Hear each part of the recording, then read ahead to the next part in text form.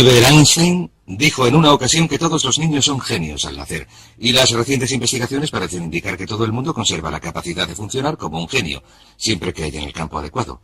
Lo que deseamos decirles en esta sesión es que ustedes son genios. Ustedes tienen la capacidad de funcionar a niveles excepcionales en al menos un campo de su vida, si es que pueden localizarlo. El doctor Howard Gardner, de la Universidad de Harvard, ha escrito un libro llamado Frames of the Mind, Estructuras del Cerebro, en el que estudia el hecho de que en la vida escolar solo se miden dos tipos de inteligencia, la inteligencia matemática y la verbal, y que se considera que uno es inteligente en la medida en que disponga de capacidades matemáticas o verbales. Las pruebas estadounidenses de rendimiento académico, todas las pruebas de ingreso y de selectividad universitarias, se basan en las capacidades verbales y matemática. Pero Gardner ha averiguado que también se puede tener inteligencia artística, inteligencia mecánica, intuitiva, musical, y la más importante de todas para lograr el éxito en la vida, de hecho, una de las bases de este curso es la inteligencia social, la capacidad de llevarse bien con nosotros. Mi hijita Cristina tiene 7 años. Puede que Cristina no saque unas notas extraordinarias en matemáticas o en lectura, pero les diré una cosa. Cuando se trata de llevarse bien con la gente, Cristina es dinamita pura. Y, al ser así, sabemos que siempre que la animen y le den apoyo, nunca tendrá problemas en la vida. Volvamos al punto principal. Usted es un genio. Ese genio, esa inteligencia, esa capacidad creadora, es algo que es suyo por derecho. La creatividad es tan natural para usted como lo es respirar. Y puesto que decimos que todos los niños son genios al nacer, vamos a examinar un par de hechos interesantes. En unos estudios recientes se analizaron los resultados obtenidos en unas pruebas de inteligencia por niños entre 2 y 4 años. Entre los 2 y los 4 años es cuando por primera vez se pueden realizar pruebas de inteligencia, y se pudo ver que, en el 94% de los casos, los resultados indicaban una elevada inteligencia y una elevada creatividad. A continuación se repitieron las pruebas con estos mismos niños a los 7 años, y se vio que solamente en el 4% de los casos los resultados indicaban una elevada inteligencia y una elevada creatividad. ¿Cómo sucedió esto? ¿Por qué este espectacular descenso en la creatividad? Muy sencillo. Entre los 2 y los 4 años y a la edad de 7 años, estos niños hacían cosas, tocaban cosas, las probaban, las olían, se metían en todas partes. A los 2 y 3 años son terribles, a los 4 son fantásticos, etc. Lo que pasó es que averiguaron que cuando hacían esas cosas sus padres se enfadaban, sus profesores se enfadaban, sus hermanos se enfadaban, les gritaban, les daban azotes y les desanimaban a la hora de hacer cosas nuevas, de explorar el mundo con el tipo de entusiasmo que los niños ponen en estas cosas.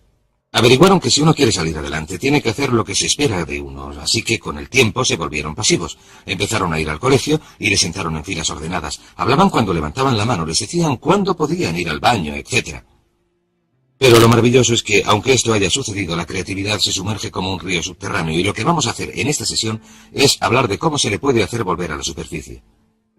Por cierto, en la Universidad de Minnesota se realizó un interesante estudio hace algunos años. Este estudio se basaba en una prueba psicológica realizada en la universidad para verificar qué factores llevaban a la creatividad en los niños, y lo que se hizo fue seleccionar a varias madres de la zona urbana de Minneapolis que padecían retraso mental, esto es, sus coeficientes de inteligencia representaban un máximo de 80.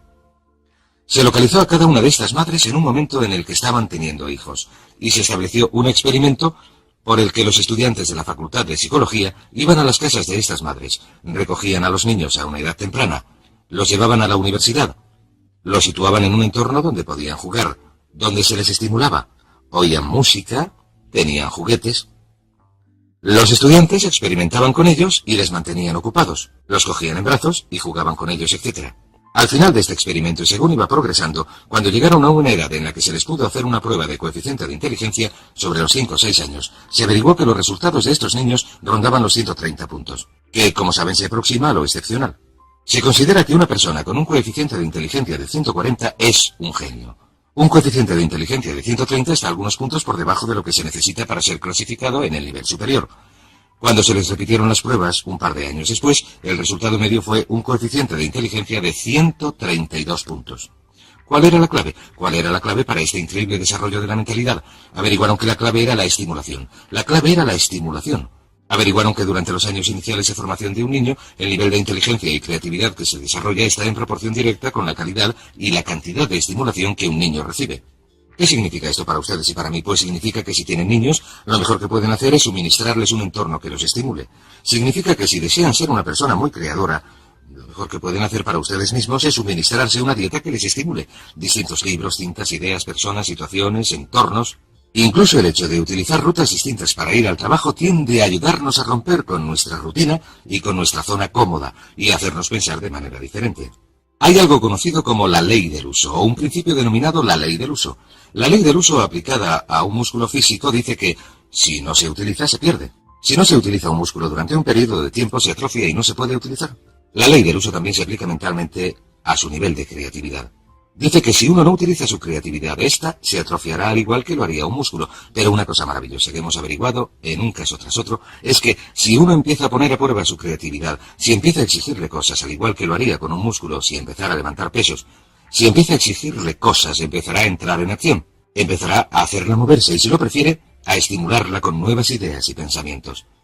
Así que la clave consiste en empezar a estimular su mente alimentándola con todo tipo de cosas que hagan que rompa con la rutina habitual.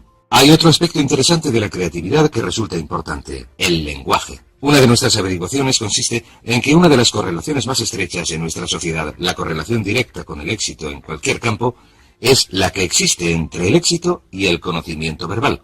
La persona media de habla inglesa utiliza menos de 1.200 palabras en su vocabulario diario, de un total de unas 500.000 palabras posibles. Hemos averiguado que el nivel de creatividad y de inteligencia del individuo están en proporción directa con el número de palabras cuyo significado conoce y que puede utilizar en una conversación. Por cierto, existen dos tipos de palabras: las que nunca se utilizan en la conversación, las que solamente se leen, pero también existen las que utilizamos continuamente en la conversación. La persona media solamente emplea 1.200. El niño medio, hasta los 5 años de edad, aprende a identificar y conocer el significado de unas 5.000 palabras. El adulto medio aprende 5.000 palabras al año, de modo que cuantas más palabras se aprendan, más creador se hace el individuo. Lo que nos lleva a otra ley, denominada la ley de la creatividad. La ley de la creatividad dice que en la vida actual todo se inicia con las ideas, El éxito, el progreso, la felicidad, la prosperidad, el desarrollo de la vida de uno, dependen directamente de la calidad y cantidad de ideas que se desarrollen. Y lo que es sorprendente, si uno se centra en la cantidad de ideas, y yo he dedicado una enorme cantidad de trabajo al pensamiento creador, si uno se centra en la cantidad de ideas, se dará cuenta de que la calidad de las ideas es función de su cantidad. Hay quienes dicen que solamente van a desarrollar unas cuantas ideas. Esta es la gente con miedo al fracaso, con miedo al rechazo. Si uno se centra en generar una elevada cantidad de ideas nuevas que de algún modo mejorarán las cosas, ¿qué es la creatividad? La creatividad es la capacidad de producir mejoras. La creatividad sencillamente consiste en la capacidad de generar mejoras. Cualquiera que sea capaz de producir mejoras es una persona creadora. Si se puede mejorar el modo de controlar al niño, si se puede mejorar el modo de resolver una situación social, si se puede mejorar el modo en que se cocina un plato, se arregla el coche, se trabaja en el jardín, se elabora un plan de marketing, se hace un anuncio, cualquier cosa que haga que algo mejore es un acto creador. No es necesario componer sinfonías o escribir novelas o pintar cuadros. Lo único que hay que hacer es mejorar las cosas. Una serie de pequeñas mejoras puede producir unas diferencias extraordinarias en el rendimiento. De modo que la ley de la creatividad dice que el futuro, el éxito, la felicidad, en muchos casos la longevidad, estarán determinados por la calidad y cantidad de las ideas que uno produce. Pero, ¿qué es lo que controla la creatividad? En mi opinión, 3 cosas. La primera, las experiencias del pasado. Si uno se ha educado en un entorno, especialmente durante la infancia, en el que se le ha animado a pensar con creatividad, entonces será una persona creadora. A nuestros hijos, desde luego, hagan lo que hagan, siempre les decimos lo inteligentes que son, lo creadores que son, lo interesantes que son, lo divertidos que son. Y cuando están cerca de nosotros, siempre hablamos delante de ellos de lo creadores y listos que son nuestros hijos. Así que nuestros niños creen que son pequeños genios. Y probablemente, puesto que son nuestros hijos, no andan muy equivocados. En segundo lugar está el hecho de que el autoconcepto de un adulto con respecto a la creatividad es muy importante. ¿Se considera usted una persona creadora? Pues bien, como dijo Henry Ford, y ya lo hemos comentado antes, tanto si cree que lo es, parafraseando sus palabras, como si cree que no lo es, tendrá razón. Si su autoconcepto consiste en que se dice, creo que soy una persona creadora, esto es lo que se convertirá en su realidad. La mayoría de la gente cree que no son especialmente creadores sencillamente porque no han puesto a prueba sus capacidades creadoras desde hace tiempo. El tercer campo que determina su creatividad es su entorno actual. Si usted está en un entorno que fomenta la creatividad, que fomenta las ideas nuevas, verá que se le ocurren ideas. Tom Peters, en su libro In Search of Excellence, Buscando la Excelencia, dice algo estupendo. Dice que si les dejáramos, la gente nos ahogaría en ideas. Dice que las empresas más prósperas son aquellas donde continuamente se genera una enorme calidad y cantidad de buenas ideas. Dice que el éxito comercial está en proporción directa con la cantidad de ideas buenas o de ideas nuevas para producir mejoras. Así que examinen estos 3 puntos, estudien cuál fue su experiencia pasada con sus padres. En mi caso, mis padres me desanimaron de cualquier idea que pude tener en cuanto a hacer algo que no fuera exactamente lo esperado, porque mis padres eran una gente con muchos temores. Vivieron la depresión y la Segunda Guerra Mundial, etc. Mi autoconcepto me decía que no tenía ninguna creatividad y mi entorno en muchas situaciones era del tipo en el que había que hacer lo que se esperaba de uno para salir adelante. Pero si empezamos a desprendernos de estas cosas, si empezamos a darnos cuenta de que somos creadores, entonces empezamos a hacer que esto se convierta en nuestra realidad. Ahora bien, existen dos tipos de personalidades, lo que llamamos la personalidad mecánica y lo que llamamos la personalidad adaptable. La principal diferencia entre estos dos tipos consiste en que la personalidad mecánica es rígida y la personalidad adaptable es flexible. La personalidad mecánica tiende a ser dogmática. En otras palabras, quienes la tienen dicen tajantemente que las cosas son de una manera, hacen declaraciones que podríamos definir como en blanco y negro. Todo es sí, no, arriba, abajo, blanco, negro. Son casi absolutistas. La declaración de un absolutista es esto es así absolutamente. La persona adaptable tiene una mentalidad abierta. Siempre está dispuesta a considerar distintos enfoques. Se dan cuenta de que una pregunta nunca queda contestada, así que siempre están preguntando. Siempre están haciendo más preguntas. Dicen cosas como ¿qué os parece esto? ¿Qué os parece si hacemos aquello? ¿O por qué no probamos esto? O esa podría ser otra idea. Y tienden, si lo prefieren, a ser fluidos. Si se plantea una idea nueva, si acaban de tomar una decisión y se plantea una idea nueva, dejan la primera y adoptan la segunda. Son muy flexibles. Y verán que las personalidades adaptables son las personalidades con más éxito, las más felices. De hecho, existe una relación directa entre un amor propio reducido y la falta de seguridad. Falta de seguridad. La gente recurre a su inseguridad. Y la gente con un elevado amor propio con seguridad, los que están satisfechos consigo mismos, están dispuestos a cuestionar las ideas. De modo que pregúntense en qué lugar del gráfico se sitúan ustedes en cuanto a tener una personalidad mecánica o adaptable. Y he aquí 4 preguntas fáciles que se pueden hacer, 4 maneras fáciles de analizarse. Pregúntense lo siguiente: ¿con qué facilidad en una escala de 1 a 10 pueden hacer una de estas manifestaciones? Número 1. ¿Con qué facilidad pueden decir me he equivocado, no tenía razón? Me he equivocado, no tenía razón. Verán, las personas adaptables, las personas flexibles y fluidas están dispuestas a reconocer que se han equivocado, y las personas mecánicas, o si lo prefieren, rígidas, son las que no pueden admitir que se han equivocado, de modo que lo que hacen es esforzarse por ocultar su error. Trabajan mucho para defenderse y proteger sus errores en lugar de decir me he equivocado. Una vez que uno ha dicho me he equivocado, no hay nada que discutir, entonces uno se puede dedicar a hallar la solución. He aquí otra manifestación. ¿Con qué facilidad, en una escala de 1 a 10, pueden decir he cambiado de opinión, es verdad, antes me parecía buena idea, pero he cambiado de opinión? La capacidad de cambiar de opinión es el distintivo de una persona flexible. ¿Con qué facilidad pueden decir no lo sé, en una escala de 1 a 10? Si alguien, un hijo, un padre, un jefe, les hace una pregunta, ¿con qué facilidad pueden decir no lo sé? O manifestación final, ¿con qué facilidad pueden decir necesito ayuda, no lo puedo hacer yo solo, no tengo la capacidad suficiente, necesito que alguien me ayude, necesito ayuda, he cambiado de opinión, no lo sé? Estas son las manifestaciones que hace una persona flexible. Muy bien, estudiemos otro par de aspectos de la creatividad. Tenemos la ley del uso, tenemos la ley de la creatividad. Sabemos que el lenguaje y el vocabulario están directamente relacionados con esta.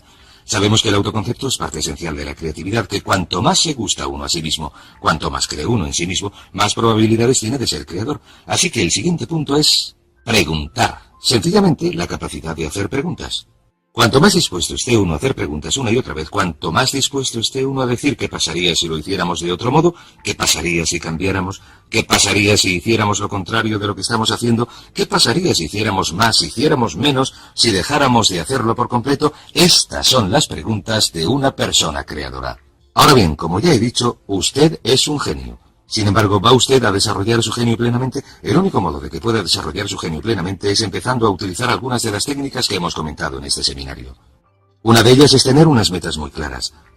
Si usted tiene unas metas claras que desea lograr, estas estimularán su creatividad, como comentaremos en el próximo módulo. La segunda parte es empezar a utilizar afirmaciones, y la mejor afirmación es soy un genio, soy un genio, soy un genio, y repetirlo una y otra vez. Sucederá algo sorprendente si repiten estas palabras. En su mente consciente y subconsciente, cuando empieza a decir una y otra vez en su mente consciente, soy un genio, soy un genio, soy un genio, usted impulsa el mensaje al subconsciente. ¿Sabe lo que hace el subconsciente? El subconsciente dice, de eso nada, ganso, no se te ha ocurrido una idea decente en los últimos 10 años. Pero usted dice, soy un genio, soy un genio. Usted hace que penetre el mensaje, imprime el mensaje en su subconsciente. El subconsciente le conoce, lleva mucho tiempo con usted, sabe que nunca se le ocurre nada que valga la pena, pero usted insiste. Soy un genio, soy un genio, soy un genio. Continúa haciendo que penetre el mensaje. Finalmente el subconsciente dice, muy bien, si esta es la nueva orden, si es esto lo que quieres, allá va. He aquí una idea. Haz algo con ella. Y en medio de una conversación, cuando uno está hablando de un problema, de repente se le ocurre una idea y alguien dice, caray, qué buena idea. Y usted contesta, claro, ya sabes, soy un genio. Y le repiten, sí, es una idea bastante buena. Y verá que se convertirá en un genio en la medida en que acepte la creatividad innata. Es como si viviera en un terreno y debajo de ese terreno hubiera un enorme depósito de genio. Y cuando afirme algo una y otra vez irá perforando más y más hasta llegar a un punto, al afirmar y visualizar, a un punto en que alcance este depósito de genio y el genio empiece a manar como si fuera un pozo de petróleo. Y cuando empiece a fluir, les diré lo más sorprendente, cuando empiece a fluir, diremos por qué funciona esto en un momento, cuando empiece a fluir, se le ocurrirá una idea tras otra. Pues bien, el punto más importante de todo este asunto consiste en entender lo siguiente, que no hay nada que no pueda lograr si explota este genio, que toda productividad y prosperidad se derivan de las ideas y que la fuente de las ideas es inagotable, lo que significa que su potencialidad es inagotable. Significa que no hay límites en cuanto a lo que puedan hacer, o tener, o ser, si desbloquean su creatividad innata, que si repiten una y otra vez, soy un genio, soy un genio, soy un genio, soy un genio, y a continuación esperan confiadamente. En el momento preciso en que la necesiten, se les presentará la respuesta precisa en la forma precisa que deseen.